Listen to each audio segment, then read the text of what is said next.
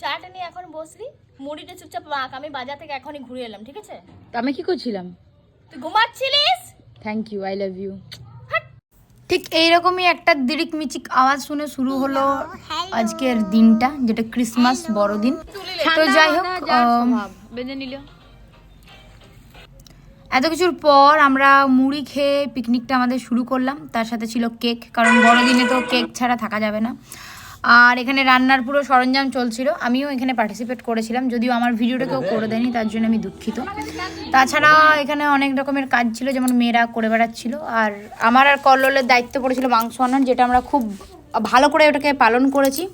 আর এখানে রান্না বান্না হচ্ছিল ঘরেই, কারণ আমরা বাইরেটাকে অ্যাভয়েড করছিলাম, আজকের দিনে নিজেদের মধ্যে একটু মাথুনি করতে চাইছিলাম।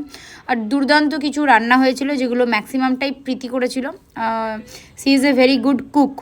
আর তার সাথে ছিল এরকম স্যালাড ছাড়া চলবেই না, এরকমই একটা ব্যাপার আমাদের। তো যাই হোক, খেয়ে দিয়ে খুব মজা পেয়েছি, স্পেশালি এই রসুনটা।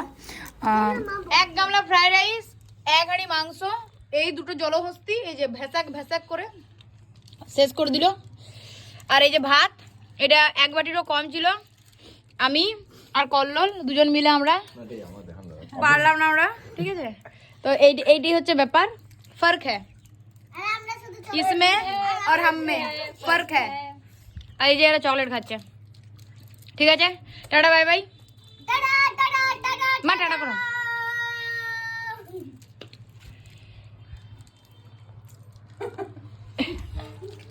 খুবই সুন্দর রান্না, দারুণ।